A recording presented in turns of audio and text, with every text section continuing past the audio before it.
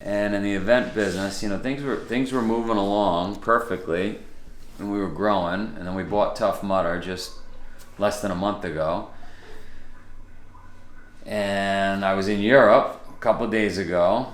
I'm sitting there with Gerard Butler, with the Spartan, the mayor of Spartan, Gerard Butler, and Trump comes out and says, borders are getting closed down, this is serious, everything's shut down. So as you can imagine, ticket sales for any Spartan race or any Tough Mudder race just vanished.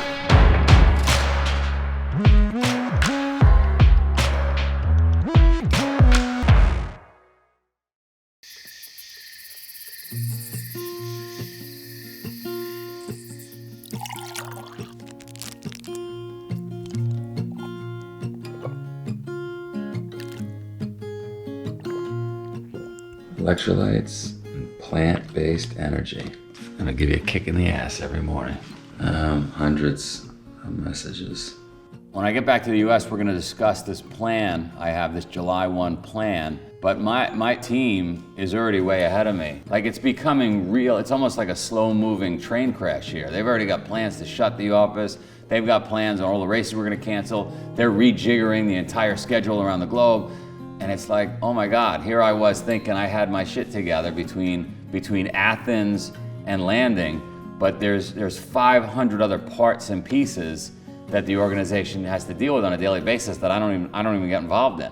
And then one last question for you is, Olympics, happen or not happen, what's your gut? We started the Warrior Call the day after I landed from Heathrow. We're very fortunate in this company that for whatever reason, the Pentagon, military all around the world, scientists, doctors, financial gurus, everybody loves Spartan. So it's very easy for me to send out an email or pick up the phone and get access to folks that are hard to get access to. Listen, I want scouts on, or everybody's doing a minimum of 30 burpees when we hang up. Lay, that's you too, 30 burpees. When you're going through a crisis, you put together a plan, and we gotta do all this really, really quickly. Because just 2 weeks ago, everything was fine. I mean, this is coming crashing down at light speed. I was going to say, so it would be a start in Miami, or we can tile anything in July. We could do the Broncos, we could do Dallas. Everyone's up for July. So we have room to move there. So yes, I think we do that, and I think the next 8 weeks, it's going to be really hard to market in Atlanta if we're on lockdown, if the country's on lockdown. Yeah, that's correct, yeah. Right? I mean, I was just having a Greek salad about 12 hours ago, and it happened fast. I'm sitting there in Heathrow thinking, yeah, this sucks.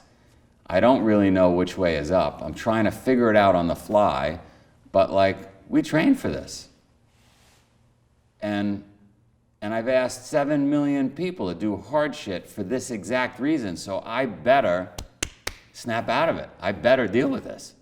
People are going crazy. I went to a grocery store yesterday. The shelves are empty. I mean, we're losing our minds a little bit. Let me just show you something. It's not like we're in the Great Depression. It's not like we're in World War II. Here is what a disaster looks like. That, my friends, is about a year's worth of food. It's about a year's worth of food, so please, nobody panic. Even though I'm starting to take it more seriously, and I had to cut my trip short, and I raced back to Boston, I'm not buying trays of food and toilet paper and peroxide and what the fuck is, guys, you're out of your minds. I think my wife got sucked into price gouging on Purell. I see Purell coming in boxes. Actually, I remember. I don't know if we got this on film or not. Amazon shows up, but not like a little van. A fucking tractor trailer shows up at my house and unloads a giant, I'm talking about 500-pound case of peroxide. I'm like, what the fuck is all this peroxide? And it literally has an $800 bill attached to it. I go, Courtney, what are we doing with $800 worth of peroxide? Well, I couldn't get hand cleaner, and it was late at night, and I was in a panic, and I probably pushed the wrong button. I was like, there's 150 bottles of peroxide here. We're not drinking it. Okay. How you doing? I'm doing. Would you like a seltzer? Yes. Would you like a hug? Yes. Would you like me to drink your seltzer? Let Dad drink a seltzer. You know what it's like? What's it You ever like? see a mama dog that is like tired and out of food, and the baby puppies are sucking on the milk on it? Leave me alone. You understand? The school started closing again. I thought to myself, they're not going to keep kids out of school more than a week or two. Like, this seems like an overreaction. When I was leaving for Greece, my daughter, I said, come on, she keeps bugging me. I want to go to Greece. I want to see the property we got. I want to design the house we're going to build in Sparta. And so I said, listen, I'm leaving. I'm going. Why don't you come? And she said, no way, it's too close to Italy. They were more in tune from being in school and being on Zoom and chats and TikTok, whatever the hell they do as kids. They were more in tune than me with this virus, so they were filling me in. Time to roll. I obviously love the kids not going to school. I mean, the kids being home. I can't think of a better scenario for me personally. I'm gonna get to work them out more. I'm gonna get to torture them more. We're gonna bike ride.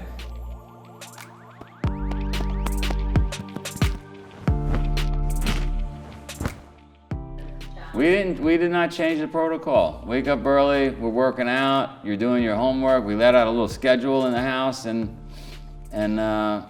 if anything, we amped it up. Now we could do 2 workouts a day. Alex, get your shoes on now. Catherine, go, move. I'm gonna make people healthy every day, and I gotta fight for them. I gotta be the one trying to get them healthy. You could hike the mountain every day. You can carry weights. We could do more wrestling. You know, my whole thing with the children is burn them out, wear them out so much during the day that they fall asleep. Catherine, get going. Hey, on your head's not working. Carry it down here. What are you talking about? See me? Shackleton runs an advertisement, okay? And the Sir Ernest Shackleton.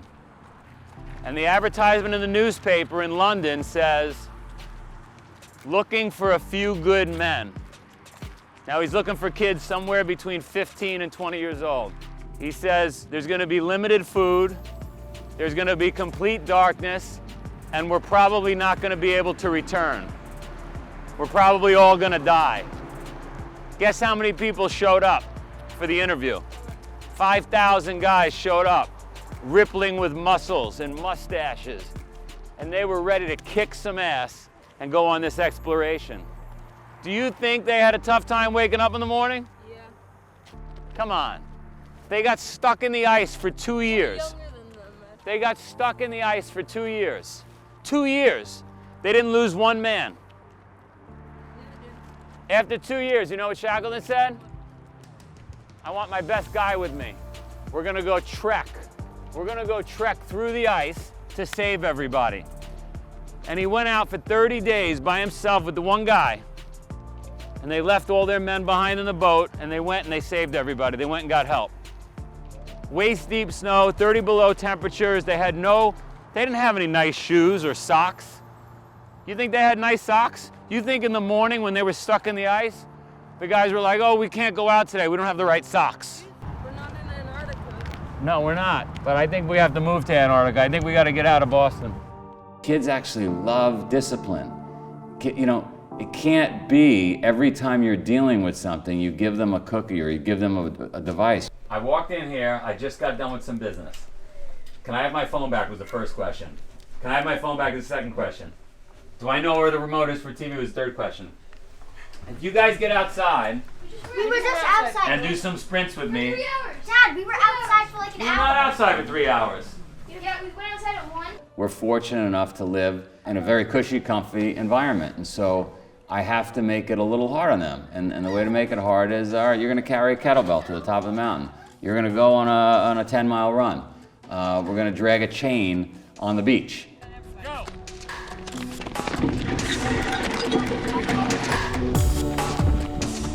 Does everybody have a strategy? Yeah. Wait, does the whole team have to cross the finish line or just one person? The whole team must cross the finish line for you to earn your point. Right now we're seeing kids work together. We're seeing, what are we seeing? A little frustration. maybe. We're seeing hard work and discipline. You know what? I'm seeing like a competitive thing come out. I think kids need it. You can't just sit in the house and play video games, No, right? nope. Gotta be outside, gotta be cold. Gotta be a little cold. It's a little chilly. Yeah, so they have to sweat to get warm. Ready, go!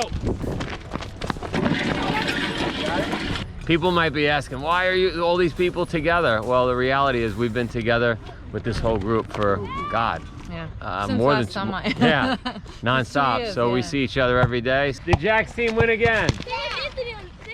We started a whole vitamin protocol. We certainly had more peroxide than we knew what to do with. We could all start drinking peroxide. I don't know what the hell we're doing with that. You know, I'm a big believer in just getting your vitamins and minerals from food. But the reality is our food sources these days is not as rich in nutrients as it used to be.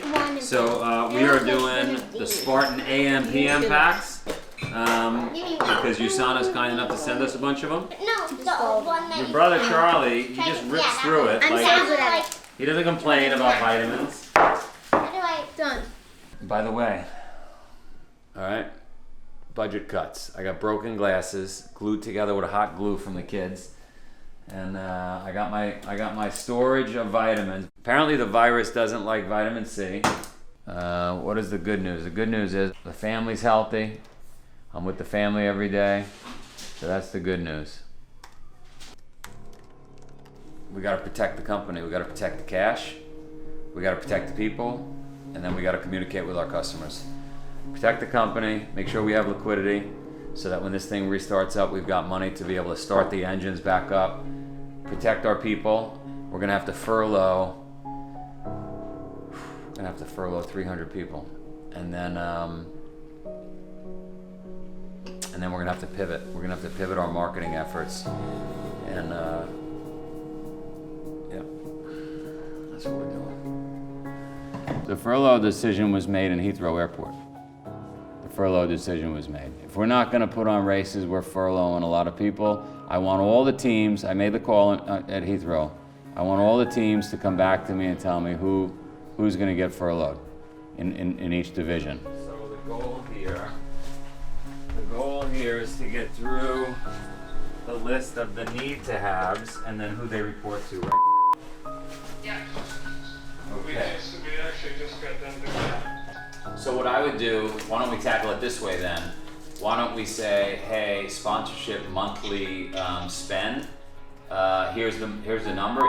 You tell us who's gonna stay, how much you're gonna take them to, but the most that's going out the door for sponsorship, I'm making up a number, is... The numbers. I mean, if we're not putting on events, and we've got 300 people dedicated to putting on events, I just can't carry that. We can't carry that. You bolted the whole thing together. Everybody gets along. We pull off 325 events with Tough Mudder around the world, and now we got to furlough them. And you don't want to do that. It's family, right? It's like asking your son or daughter to go sleep outside. There's also examples of companies that have never laid anybody off ever, and I wanted to be one of those companies, but I also wanted to be a company that was going to be around. See that? You know how many people are saying, hey, I'll just go to zero, but I want to make sure my people get paid something.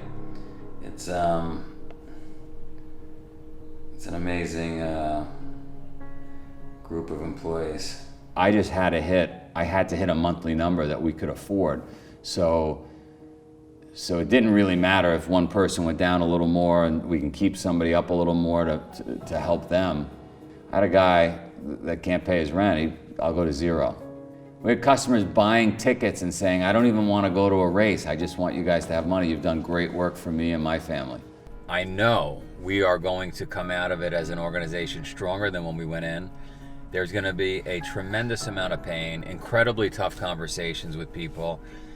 I don't have anything good to say to anybody. It's a battle, it's a knife fight every day.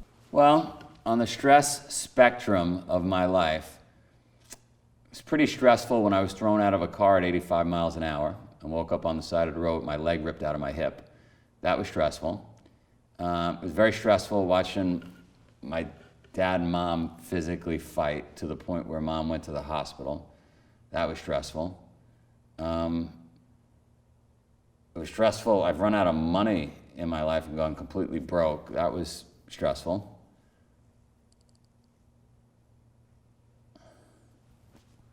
I was told that our youngest daughter, I walked into the hospital, our youngest daughter was 3 weeks old, 3 or 4 weeks old, and a priest was in the room giving the baby last rites.